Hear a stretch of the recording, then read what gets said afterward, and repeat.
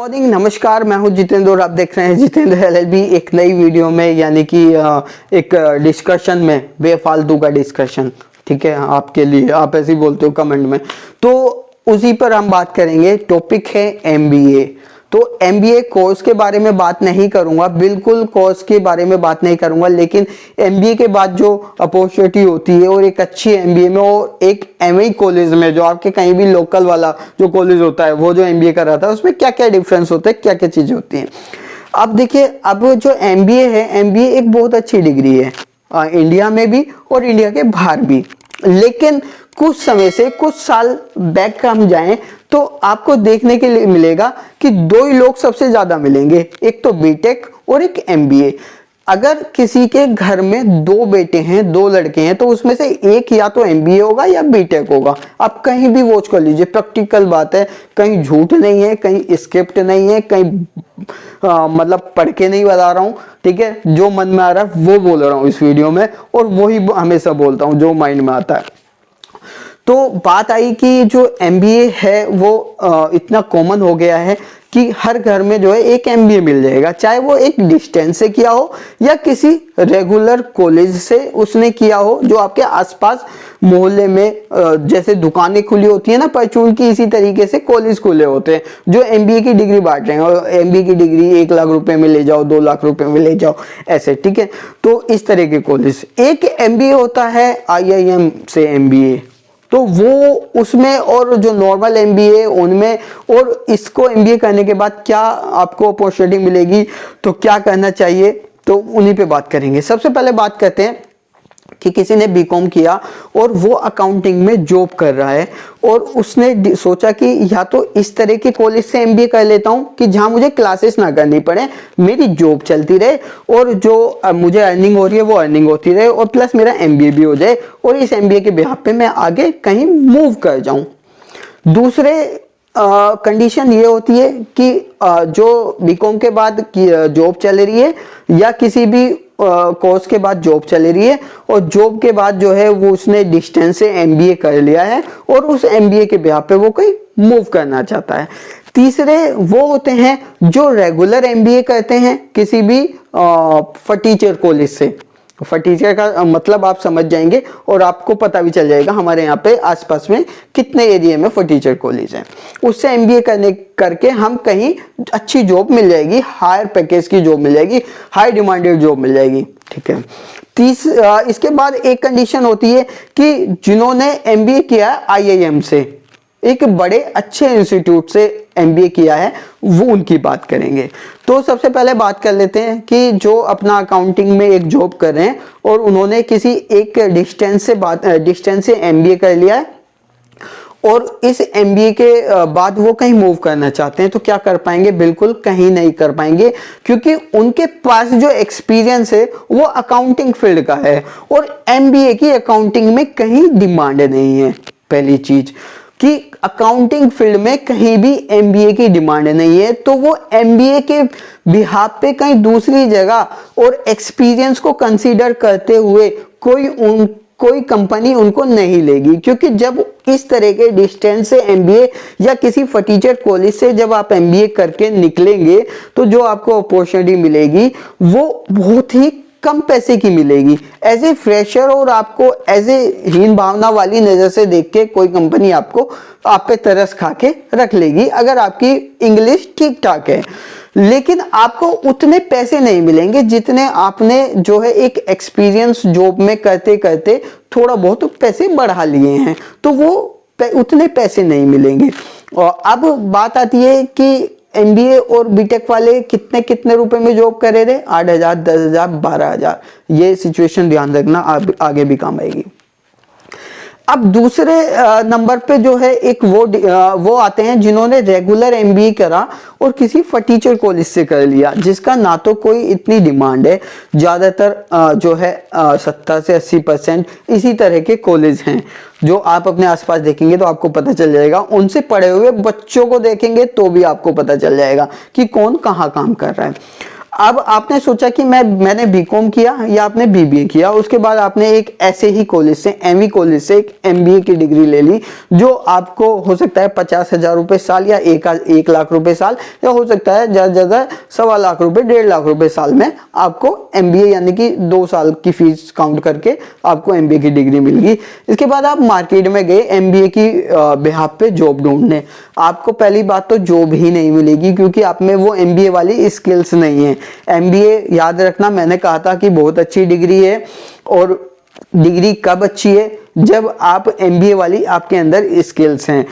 90% बच्चे ऐसे हैं जिन्होंने एमबीए किया हुआ है, लेकिन एमबीए वाली स्किल्स उनके अंदर नहीं है। इंग्लिश उनकी अच्छी नहीं है, प्रेजेंटेशन वो नहीं दे सकते, किसी टॉपिक को वो एक्सप्लेन नहीं कर सकते, एमबीए में क्या क्या टॉपिक हैं, क्या क्या चीज़ें पढ़ाई गई हैं, क्या मैनेजमेंट की थीम है, क्या पूरी जो प्रेजेंटेशन को कैसे बनाना, क्या करना है, कुछ नहीं कर सकते, तो उनको जॉब कौन देगा। दूसरे नंबर पे ऐसे लोग आ गए। फर्स्ट वाले में हमने दोनों को कंसीडर कर लिया था, डिस्टेंस वालों को प्लस एक्सपीरियंस के, मतलब जॉब के साथ साथ एमबीए करने वालों को, जो रेगुलर कॉलेज से कर लेते हैं, क्लास नहीं जाते हैं, ऐसा भी होता है। अब बात आई कि आपने एक रेपुटेड कॉलेज से, अच्छे कॉलेज से अपनी ग्रेजुएशन करी। ग्रेजुएशन के दौरान ही आपने जो छोटी छोटी स्किल्स हैं आपको वो कॉलेज के माध्यम से, प्लस आपने सेल्फ और प्लस आपने अदर इंस्टीट्यूट से वो सीख ली, जैसे कि एक्सेल सीखा, एडवांस एक्सेल सीखा, अपनी जो लर्निंग पावर है उसको इम्प्रूव किया, प्रेजेंटेशन बनानी सीख ली, और प्रेजेंटेशन कैसे बनाते हैं, कंप्यूटर का सही से और इंटरनेट का उपयोग करते हुए, ये सारी चीजें आपने सीख ली। आपके अंदर जो है बेसिक स्किल्स डेवलप हो गई। इसके बाद आप उस ग्रेजुएशन के आधार पे आपने कोई भी मैट या कैट का एक अच्छा स्कोर निकाला, और आपने आईआईएम के इंस्टीट्यूट या इस तरह के जो संस्थान होते हैं उनसे एमबीए में आपको सीट मिल गई, आपकी एक सीट पक्की हो गई, और वहां से आपने एमबीए कर लिया। जब आप वहां से एमबीए करके निकलेंगे तो आपके पास 2 प्लस पॉइंट होते हैं। एक तो आप जो एमबीए की जॉब में जो यूजफुल थीम है, जो स्किल्स हैं, वो आपके पास हैं, क्योंकि आपने पहले ही ग्रेजुएशन में सीख ली थी, प्लस आपको उन कॉलेजों के जो अच्छे इंस्टीट्यूट हैं उनके माध्यम से आपको सिखा दी गई थी, प्रैक्टिकल नॉलेज आपको दे दी गई थी कि कैसे काम होता है, क्या होता है और क्या चीजें होती हैं। अब दूसरी जो चीज है कि जब आप वो स्किल सीख लेंगे और मार्केट में जाएंगे, और आपकी जो कम्युनिकेशन स्किल्स है, इंग्लिश की कम्युनिकेशन, यानी कि इंग्लिश में आप सही से बोल पा रहे हैं, लिख पा रहे हैं, बात कर पा रहे हैं, समझ पा रहे हैं, तो आपको ज्यादा चांसेस होते हैं कि आपको जॉब मिल जाए। दूसरी थिंग होती है कि कंपनी देखती है कि इसने किस इंस्टीट्यूट से, किस संस्थान से जो है एक डिग्री ली है। तो आईआईएम या इस तरह के जो इंस्टीट्यूट होते हैं उनका नाम ही काफी होता है कंपनी के लिए। स्किल्स तो ऑलरेडी बच्चे में है, एक अच्छे इंस्टीट्यूट से उसने जो है डिग्री की है, तो एक अच्छे खासे पैकेज पे उसकी एमबीए के बाद जॉब लग जाती है। तीसरा, अब एक चीज और आती है कि आपने जो है एमबीए किसी अच्छे कॉलेज से किया है, तो आपको जो है कॉलेज प्लेसमेंट दे देता है। जब आप आईआईएम या इस तरह के किसी भी इंस्टीट्यूट से जो एमबीए करेंगे तो आपको वहां से प्लेसमेंट मिल जाएगा, कॉलेज की तरफ से ही आपको जो है कैंपस में एक कैंपस में कंपनियां आएंगी, और जो है आपको वहां पर इंटरव्यू फेस करना है, इंटरव्यू निकालना। अगर आप उसमें पास हो जाते हैं तो कंपनियां अच्छे ठीक ठाक पैकेज पे आपको कॉलेज से ही रिक्रूट कर लेती हैं। आपको कहीं किसी naukri.com पे या अदर प्लेटफॉर्म पे जॉब ढूंढने की जरूरत नहीं पड़ती है।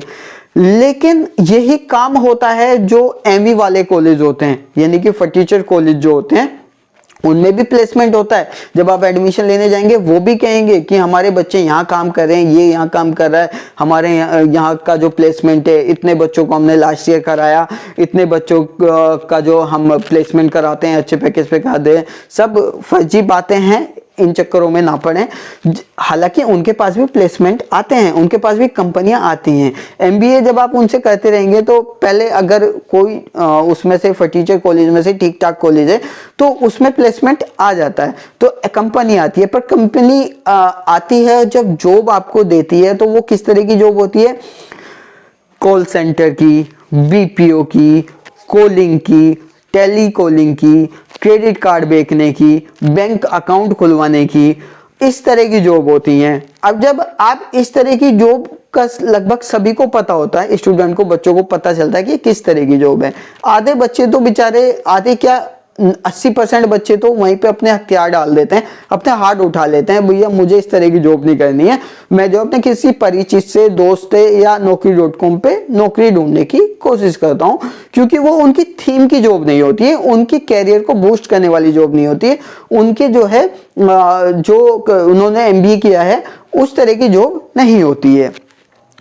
अब लेकिन 15% 20% का जो रेशियो होता है वो बच्चों को, बेचारे जो बिल्कुल ही दबे कुचले हैं, दबी कुचली कैटेगरी ही मैं कहूँगा उनको, कि जो बेचारे इस तरह के बच्चे हैं वो सोचते हैं कि चल यार ठीक है, एक बार करके देख लेते हैं कैसी जॉब है, पता तो चल जाएगा कॉलेज प्लेसमेंट में कैसी जॉब मिलती है कुछ, तो इस आधार पे जो है वो प्लेसमेंट ले लेते हैं। जब वहां पर वो जाते हैं और उनको पता चलता है कि हाँ हमें जो एक छतरी लगा के किसी कंपनी के सामने जो है मोबाइल के सिम बेचने हैं, या फिर हमें जो है क्रेडिट कार्ड बेचना है, या हमें कॉल कर करके लोन बांटना है, होम लोन कराना है, या मुझे कोई पॉलिसी बेचनी है, जब इस तरह के काम वो देखते हैं तो वो बड़ा फ्रस्ट्रेशन में आ जाते हैं, अपने आप को बिल्कुल हीन भावना से देखते हैं और वो मोटिवेशन बिल्कुल खत्म कर देते हैं कि यार हमें तो बिल्कुल अब जॉब मिलेगी ही नहीं। लेकिन आपको, अब मैंने इतनी सारी आपको MBA की कंडीशन बताई, जॉब की स्थिति बताई, आप कहोगे कि यार तू तो बिल्कुल ही डिमोटिवेट कर रहा है, ऐसी बातें कर रहा है, लेकिन मैं आपको बताऊंगा कि अगर इस तरह के भी स्टूडेंट है तो उनको जॉब कैसे मिल सकती है, कैसे वो एक ठीक ठाक जॉब को स्टार्ट कर सकते हैं, और वो हम किसी अदर वीडियो में कभी भी बात कर लेंगे। तो इसलिए चैनल को सब्सक्राइब करना बहुत ही ज्यादा जरूरी है अगर इस तरह की वीडियो आपको पसंद है देखनी। तो मैंने आपको बता दी है, बिल्कुल प्रैक्टिकली बताया MBA के बारे में कि किस तरह की जॉब होती है, क्या होती है। MBA डिग्री मैं बेकार नहीं बता रहा हूँ, लेकिन टीचर कॉलेज से करोगे तो वो डिग्री भी बेकार हो जाती है।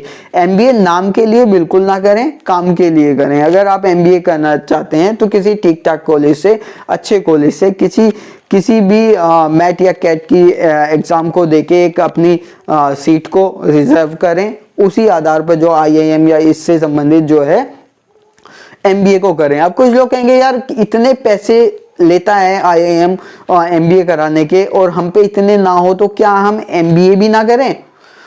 मैं सजेस्ट करूंगा कि आप 2, 2.5, 3, 4, 5 लाख रुपए लगा कर अगर MBA कर रहे हैं इस तरह का तो बिल्कुल ना करें। अगर इसके बाद भी आपको MBA करने का शौक है तो आप आफ्टर ग्रेजुएशन एक जॉब को स्टार्ट कर दें। अगर आप BCom कर रहे हैं या BBA कर रहे हैं तो एक जॉब को स्टार्ट कर दें, और वो जॉब भी ठीक ठाक पैकेज की होनी चाहिए, 4 लाख 5 लाख तक की होनी चाहिए। ऐसा नहीं है कि आप 1, 1.5, 2 लाख रुपए वाले पैकेज पे स्टार्ट कर दी जॉब की, जॉब तो मिल जाए बाद में बढ़ा लेंगे। बाद में कभी पैकेज नहीं बढ़ता है, वो भी हम बात करेंगे कि क्यों नहीं बढ़ता है, ये अलग टॉपिक है।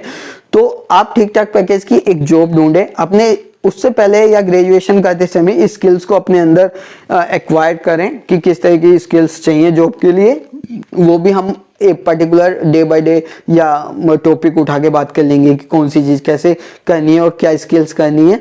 तो अगर आप स्किल्स कर लेते हैं इस तरह की तो ठीक ठाक आपको 4 लाख 5 लाख 6 लाख तक के पैकेज की आफ्टर ग्रेजुएशन जॉब लग जाती है।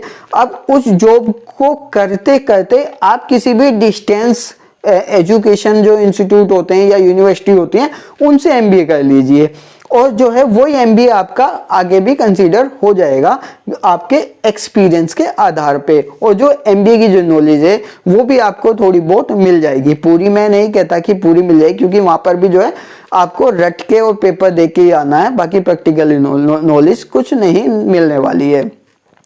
अब अच्छा MBA करने के बाद कैसे जॉब मिलेगी उस पर भी हम बात करेंगे, आगे सभी चीजों पर बात करेंगे। तो ये वीडियो कैसी लगी है लाइक कर दीजिए, शेयर कर दीजिए। वीडियो देखने के लिए आपका बहुत बहुत धन्यवाद।